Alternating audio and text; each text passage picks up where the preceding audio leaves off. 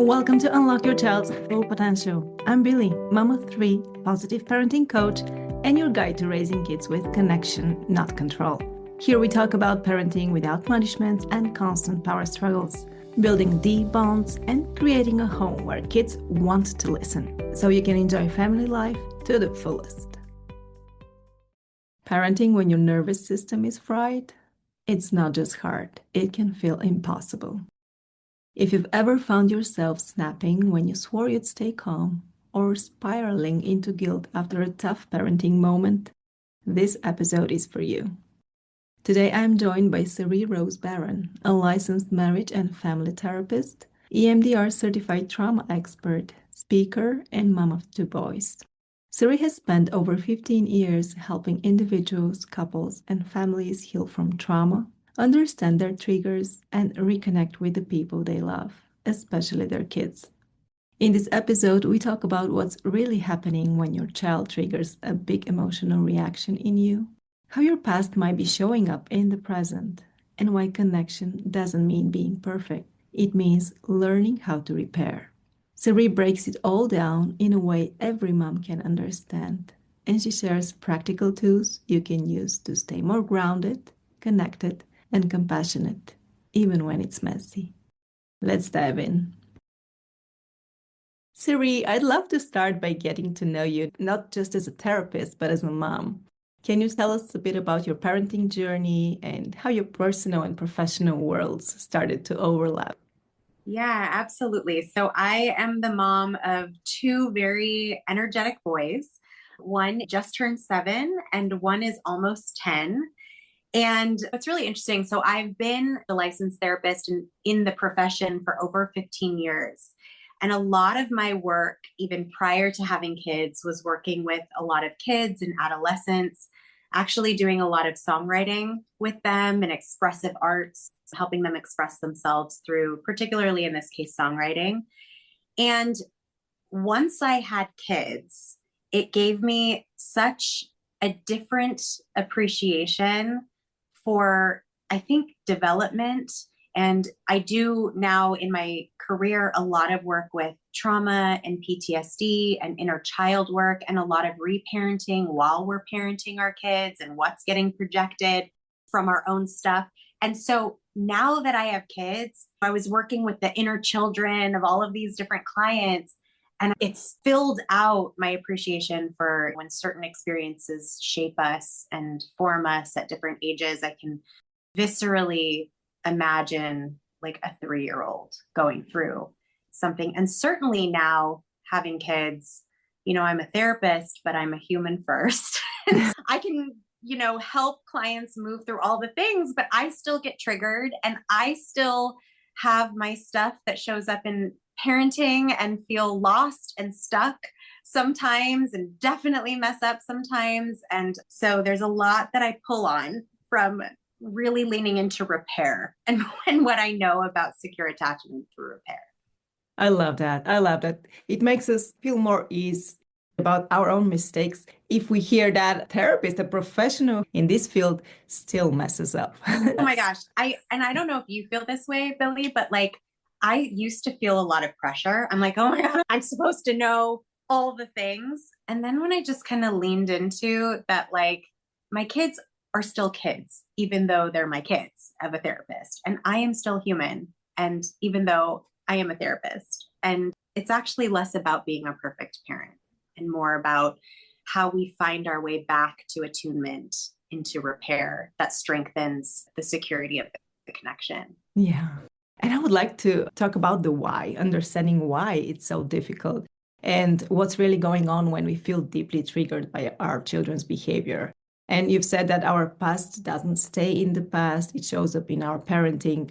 And for many parents, a frazzled nervous system is the driving force behind how they show up with their kids. So let's talk a little bit about that. Yeah, absolutely.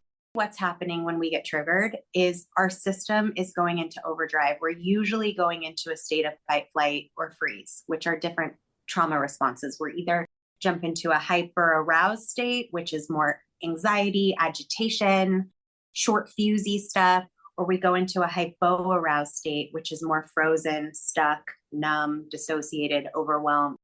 And when that happens, it's like our system is getting hijacked. So it's not, I think oftentimes as parents, and I know as me, myself in my parenting, is that it's like a reflex. It's not something we choose, which is why it's so hard, which is why we kind of kick ourselves saying, why couldn't you have just been calm?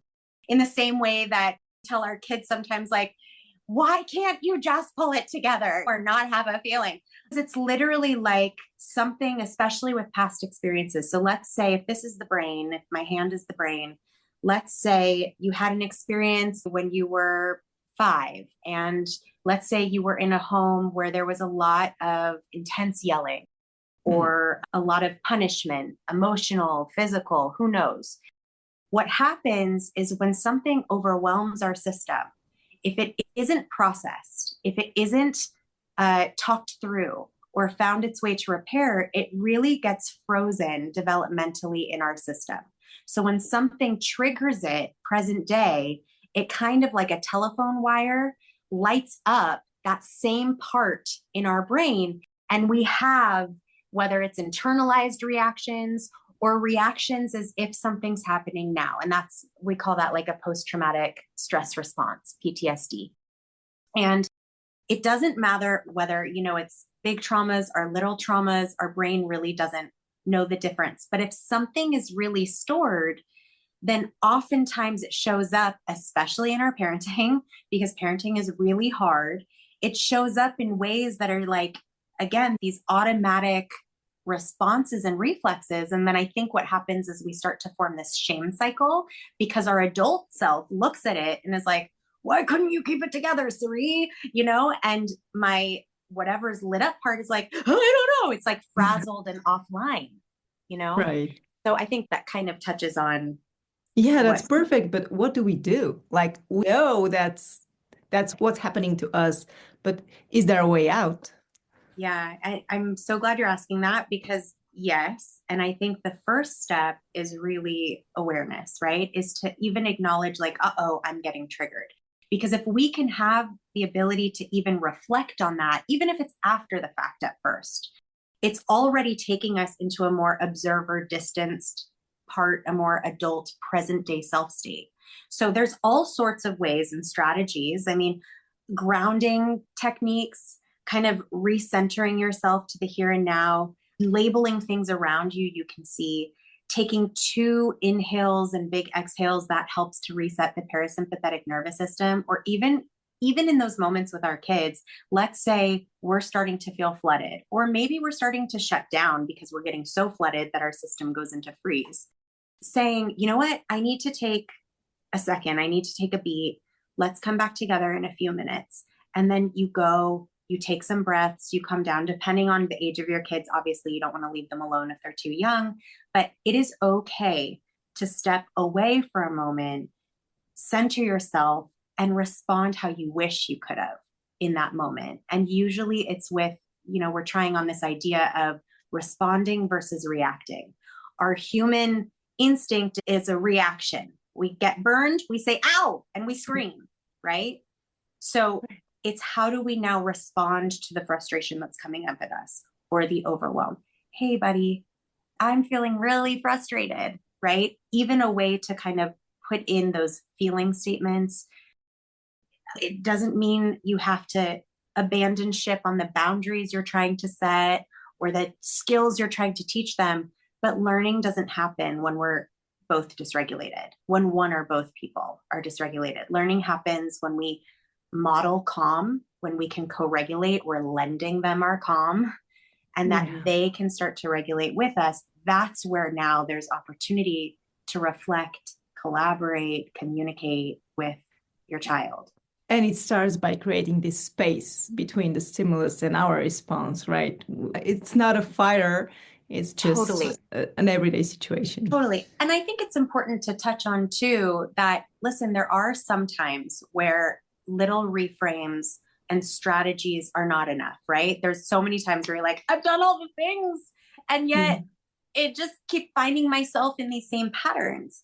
I mean, there are actually, if you wanted to entertain going to therapy, there are therapies that specifically work with attachment disruption, trauma, stored trauma like EMDR, brain spotting, somatic experiencing, hearts work, internal family systems. There are so many ways that we can start to kind of heal those frayed wires in us that can start to help build new communication that can leave us more present in our parenting.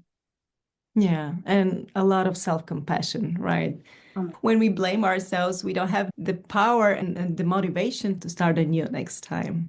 Yeah, and I think you're touching on a really common cycle that comes up, and something that I find when I'm working with parents or even parents that take my course, it's tricky because sometimes we've internalized like an inner critic. If we were very criticized, part of what we've internalized is this voice that helps keep us in check.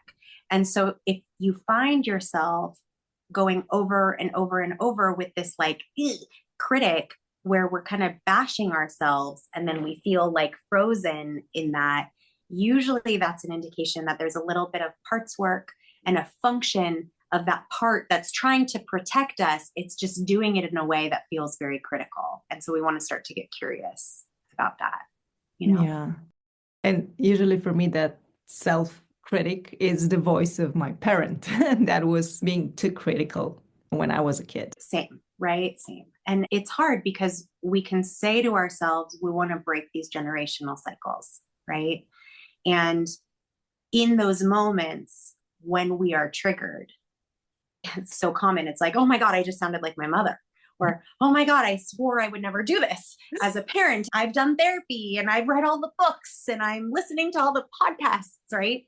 And yet it's that self-compassion part too. Even as you learn more just about what your nervous system is doing in those moments, you can start to have some compassion for both yourself and your child when you start to also understand developmentally what is kind of going on in their brain development and regulation and self-regulation stuff. We can start to say, oh, there's a reason why this is happening. And there actually are ways that we can start to make our way through it. And I love that you say that this connection is actually part of connection, and this feels hopeful. And you mentioned repair earlier. Can you explain why repair matters more than perfection? Yes. Well, when we strive to be perfect, that usually makes us real anxious. And I'm like a perfectionist here talking. I have a lot of anxiety, you know. And so my guess is that if I were to check in with you, Billy, or maybe other people that are listening and say, do you need your child to be perfect 100% of the time? I mean, if we strived to be that, we're creating these little anxious humans walking around, right? But the reason why repair doesn't live in perfection, it's actually those inattunements. It's where we misstep a little bit, as long as those inattunements are not like in abuse territory, right? Mm-hmm. Or pervasive neglect, or, you know, I'm talking about like, I lost my temper and okay, so now I need to find my way back into conversation to own it. It allows for the child to feel like we can have connection. The love doesn't change, even when somebody's mad, even when we make mistakes. And I think they are hungry to feel that too. And what a gift as a parent for you to be able to model some of that. God, if I could like wish that I had sometimes a parent who would apologize, right? And say, you know what? I really lost it. I'm so sorry. How did that make you feel? I bet that was really hard for you. Did it make you feel scared? To validate that and then opening for repair and processing for the connection to actually feel closer, even though you've been in conflict. It feels scary for our nervous systems, especially if we were raised in more anxious or disorganized or avoidant attachment dynamics. But in that process, you're building so much security in the connection that it's like, no matter what we go through, we're going to get through it together. Right.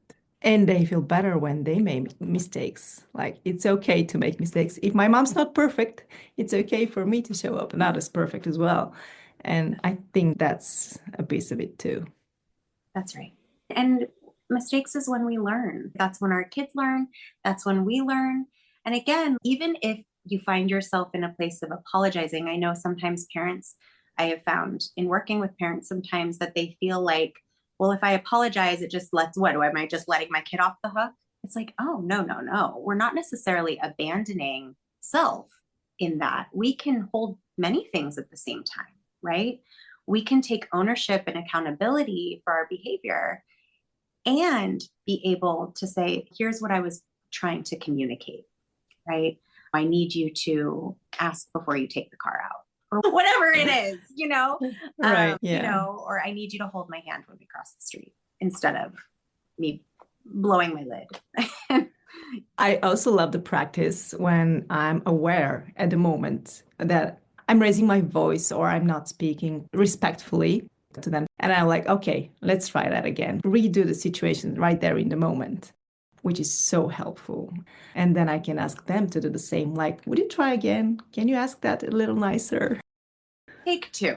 I love that. And I think also for those of us that are kind of on our journey of trying to become more aware, it's also okay if it's after the fact, right? That's the beauty of repair. In a perfect world, we could catch it in the moment and it wouldn't even happen. In a less perfect world, we could kind of catch it after it's just happened and find that immediate repair.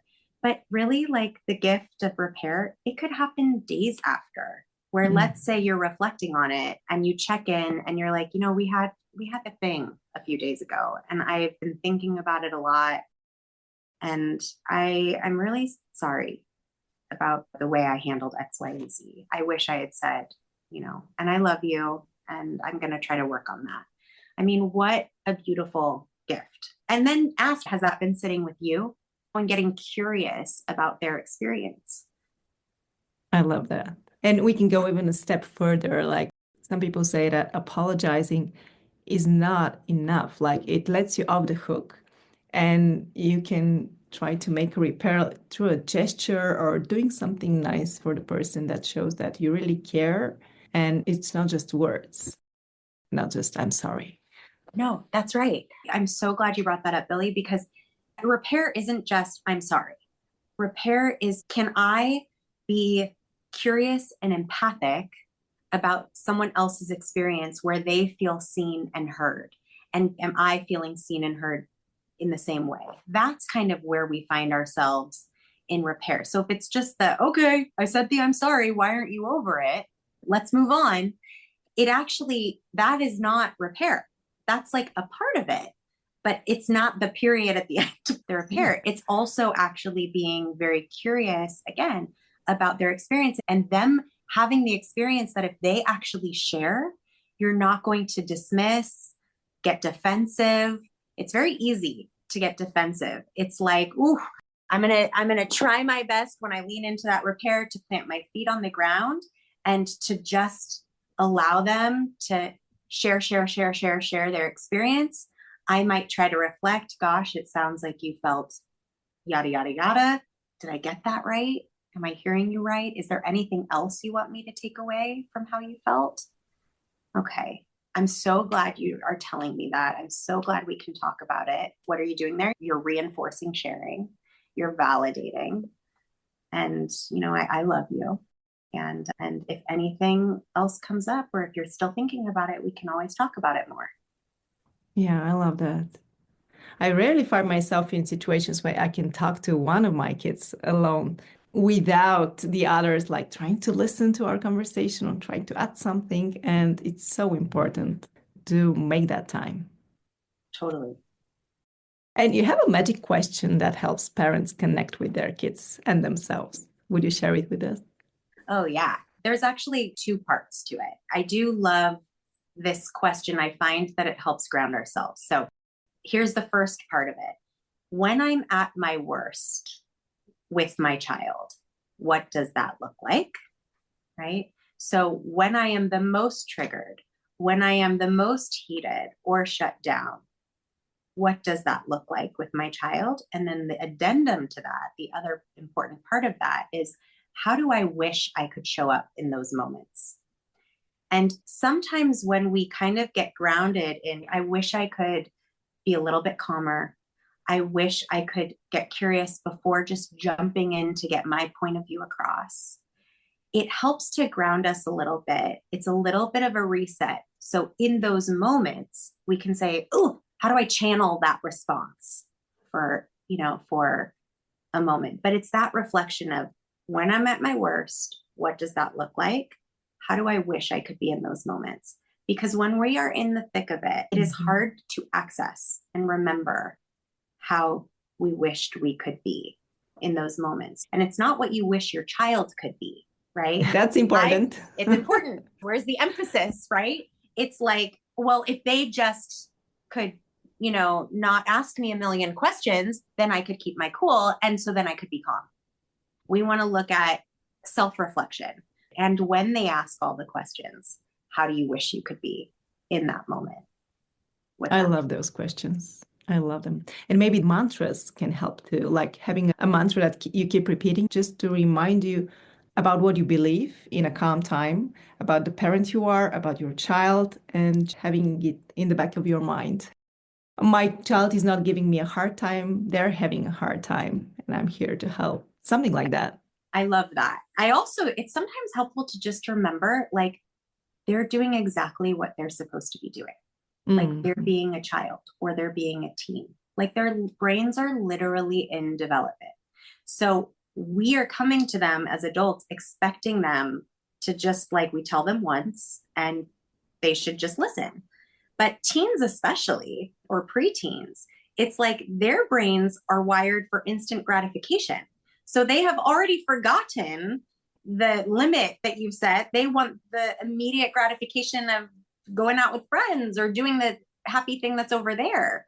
And so it's helpful sometimes to remember, it's like, oh, right, that pushback or that toddler or that elementary student, they're doing exactly what they're supposed to be doing.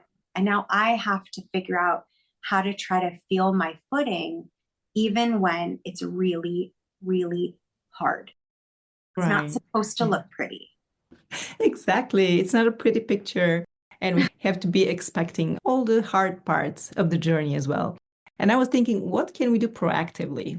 Of course, when we are hungry, tired, we are more anxious and less able to respond to those difficult situations. But if we want to be the parent that responds in a respectful way, it takes time to ground themselves. What can we do during the day, knowing that those hard situations will occur? I think you're touching on a number of things. One, I think you're asking also is like, how, when we are in a state of our cup has runneth over and we are like so agitated and we are not filling our cup and recharging, our agitation levels are so much higher. Our bandwidth is so much lower. So what can we do throughout the day? So let's say you're going to go do pickup. And that is a tricky time because you have multiple kids. They all want to talk to you at the same time. They have needs. They're hungry. They've been contained all day at school. And now they're just ready to make your life really fun sometimes, right? So maybe if that's sometimes those tricky, where you get into a tricky moment, what can you do even for just 2 minutes prior to that? Building in a buffer to remind your system, I'm about to enter into something hard. So maybe you do a little bit of breathing. Maybe you listen to some music. Music can be really regulating. Maybe there's like a mantra that feels grounding to you, something that just helps soothe your system a little bit and reminding it, I'm about to walk into something hard. You see, sometimes when those triggers happen, we have those reflexes, it's because we're actually going from a relaxed state into something that takes us offline. And so if I'm buffering that and I'm already telling myself, okay, this is going to be hard. I know I'm walking into something hard. It's allowing our system to anticipate a little bit more like, all right, what do I have to do? What do I have to remind myself to keep my feet on the ground, remind myself of my age, remind myself of how do I wish that I could be in this moment at pickup. taking a few breaths to help reset your system and kind of walking into those moments. Pickup time is the worst for me. I have three little ones, and literally they all want to speak at the same time, tell me about their day. And when I'm prepared, when I know it's going to be hard, it's a lot easier. That's one kind of strategy. And there's so many, because even when we do all the things, it's still really hard, And I hate saying that as a therapist and as a parent. It's like you can do all the right things and all that is try to set yourself up for the best amount of success possible. And yet there's so many unknowns that come up with kids. And what do we know about leaning into unknowns? Unknowns and change and transitions are hard. They're hard for most people, right? Yeah, not just kids, right? Not just kids. And so we're kind of feeling their trickiness with transitions and sharing space and hunger pangs and dysregulated systems. And then we feed off of that instead of how do we model the calm so that they could slowly start to match our calm? And that's co-regulation.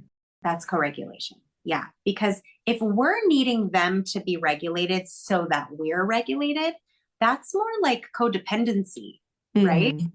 But if we are like, I can be regulated, they can have their dysregulation, and it's hard, it's uncomfortable, but they are allowed to be whatever they need to be. And we're not abandoning them in that. We're actually there as a container, but we're not rushing them through it necessarily. We're not even trying to fix it for them, right? Because when it's like, let's say you're trying to set a boundary and it's like, okay, fine, just have it. Because it's honestly easier for you because now they're not dysregulated and now you're dysregulated.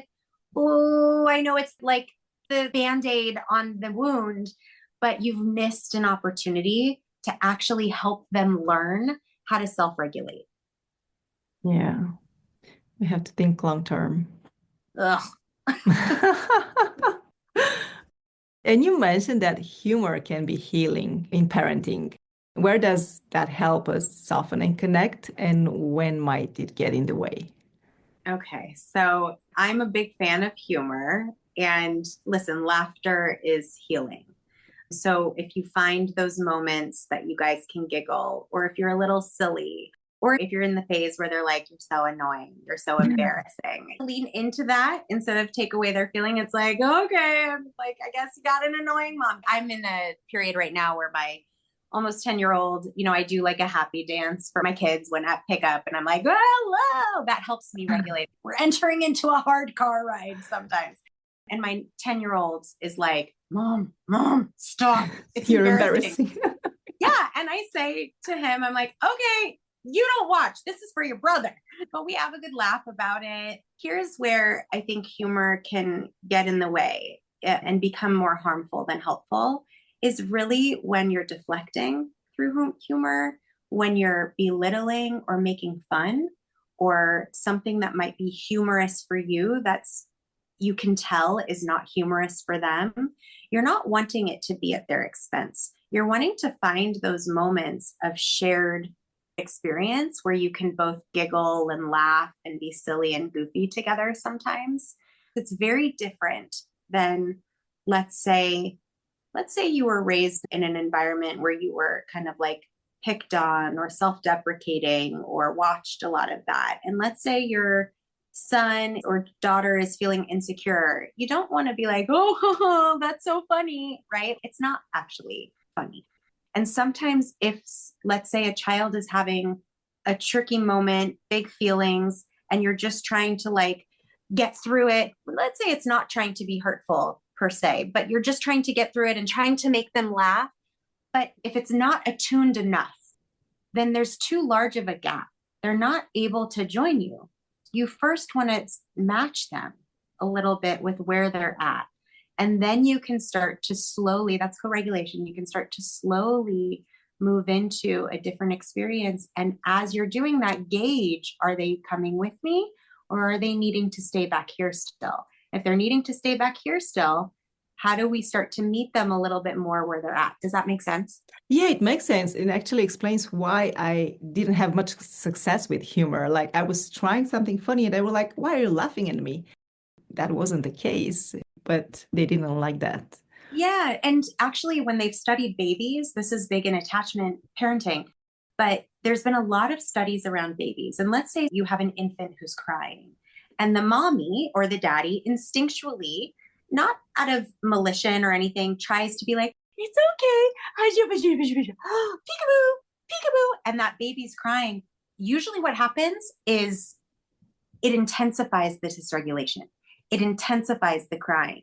Now, let's say the parent starts to meet them and mirrors where they're at a little bit. Oh, that's really hard. Oh, sweetie, I know. I'm right here. Oh, okay. Okay. And then you see the baby starting to calm down a little bit, starting to calm down. And then you can start a little bit softer. And then maybe you can get a little bit louder and do some belly rubs or peekaboos or all the things. So that can be translated into what it doesn't even matter what age they are. If it's too large of a gap, if it's too opposite of their emotional experience, it's likely going to have the opposite effect. We're now creating disconnection rather than connection. Oh, you've explained that perfectly. Thank you. Thank you. It makes so much sense. And Siri, what's something you wish every parent understood about themselves before trying to fix their child's behavior? I think a lot of us try to fix things, and you mentioned that's not the perfect way to do things. Yeah. I think the biggest thing and probably the hardest thing is that it really starts with us, right? There's a lot of focus on how do we do it so that they can behave? How do we do it so that they're successful? How do we do it? Like a lot of external needs and pressure that we put on them to then validate that our strategies and our things are working. But so much of it is around, oh, what is coming up in us? It's the deeper, harder work, but it's actually the work I think that's going to create the most meaningful shifts in your dynamic with your kids. And so again, we can like do all the strategies in the world, but if we are not looking at what is getting triggered in us, how we are implementing strategies, how we are showing up, that's impacted by our own stuff. I would say that that is oftentimes a really hard learning curve that parents don't like to hear because it feels somehow easier to think, just tell me what to do and it'll fix my kid and it'll fix my dynamic with my kid. And it's really not the case. It just isn't. I've tried it that way, the strategies first, and it didn't work. And I think that's where reparenting comes in. Talking to your inner child in those moments when you feel so frazzled. Yeah. That's right. I mean, and not to necessarily plug anything, but that is exactly why I made this course for parents, that it's not just focused on the strategies. It gives strategies, it does all the things, but it's really looking at what is coming up in us. It has a little bit of a sprinkle inner child work that lends into something deeper if you want it, so that you can feel actually more in control in those situations where it's less result oriented and more like they're going to play out what they're going to play out, and you're going to be the container and you're going to hopefully help them learn all the things. But you're actually going to feel more grounded while you're doing it. Exactly. Yeah. And feel good while raising kids, not overwhelmed all the time, not in a survival mode, just being happy having kids and enjoying their company. That's what it's all about. I know. And those moments when it like comes together is so beautiful. And I think what's also important is a little bit of a reframe around it's those tricky moments that are also really beautiful for the connection, even though it makes us want to pull our hair out, you know? So. Yeah, but the beautiful part is that our kids are the biggest motivation. If we want to change ourselves, it's because of the kids. No, it's a huge motivator. And this idea of resiliency, right? Like resiliency in the dynamic and the connection, the flexibility of it, rather than perfection, both for you as the parent and needing your kid to show up exactly the way that you needed them to show up so that you're keeping your temper together. We could try, but usually unsuccessfully. And it's sometimes just for show, just so other parents, relatives, and people around us think that it's all good, but behind closed doors, things don't look like that. Yeah. And for parents who really connected with what you shared today and want to go deeper, can you tell us a bit about the ways you support clients and how they can work and follow your work?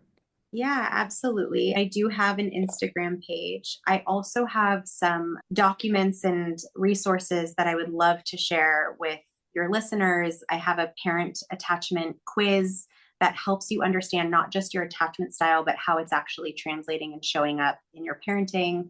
I have scripts for literally those tricky moments to help ground you.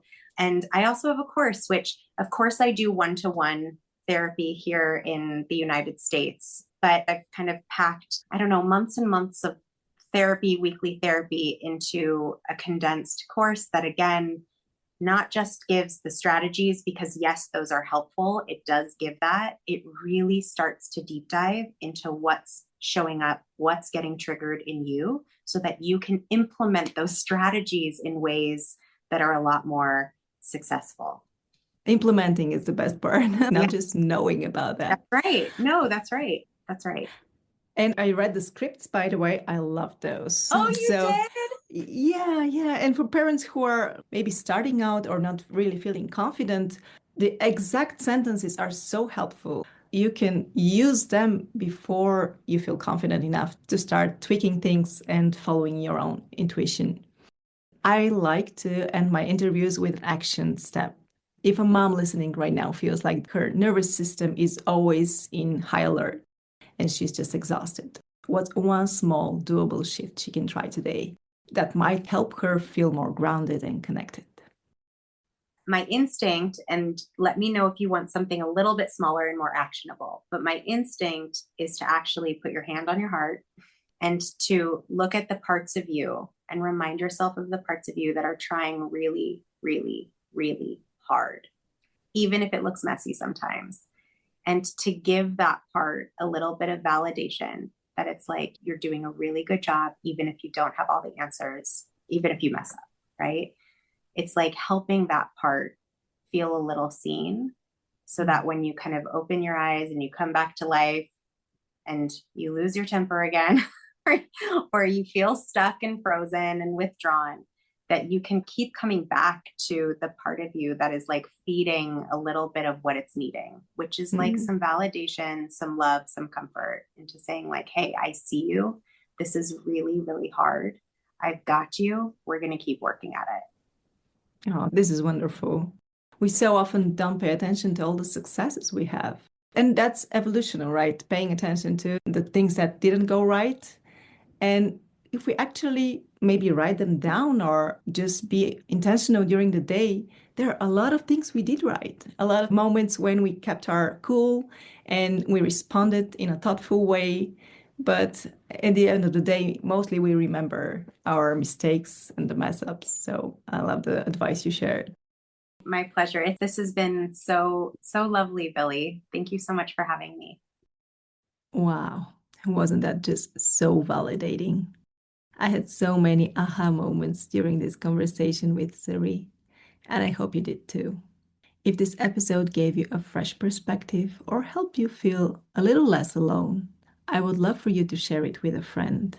Maybe someone who's been feeling frazzled or hard on themselves lately. These kinds of honest, grounded conversations can make such a difference. And you never know who might really need to hear it today. And as always, thank you for listening, for doing the deep work, and for showing up for your kids and for yourself.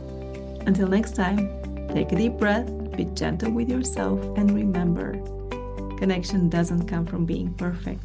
It comes from coming back.